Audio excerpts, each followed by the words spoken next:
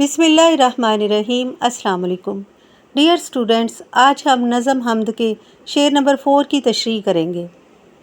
سونپ کر منصب آدمیت مجھے، تو نے بخشی ہے اپنی خلافت مجھے، شوق سجدہ بھی کر اب عنایت مجھے، خم رہے میرا سر تیری دہلیز پر، ہے یہی التجا اے خدا اے خدا۔ مشکل الفاظ کے معنی دیکھتے ہیں۔ سونپنا سپرد کرنا، بخشی عطا کی، خلافت حکمرانی، شوق سجدہ عبادت کا شوق، التجا درخواست، خم رہے جھکا رہے، عنایت کرنا دے دینا، دہلیز چوکھٹ۔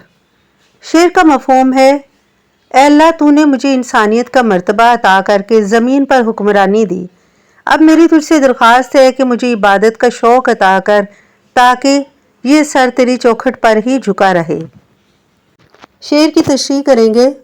اس شعر میں شاعر اللہ تعالیٰ سے مخاطب ہیں اور احسان مندی سے کہہ رہے ہیں کہ اے اللہ، تو نے انسان کو جو عزت عطا کی، انسانیت کا شرف بخشا اور زمین پر اپنا خلیفہ بنا کر بھیجا اور حکمرانی دی، اب تجھ سے یہ درخواست ہے کہ ہمیں عبادت کا شوق عطا کر تاکہ تیرے احسانوں کا بدلہ اتاریں، اور یہ توفیق دے کہ یہ سر ہمیشہ تیری چوکھٹ پر جھکے۔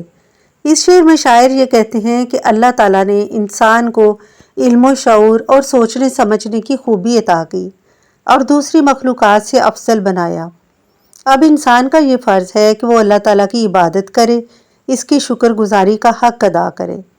شاعر دعا کرتے ہیں کہ ان کا سر ہمیشہ اللہ کے سامنے جھکا رہے، اسی کی عبادت اور اطاعت کرے۔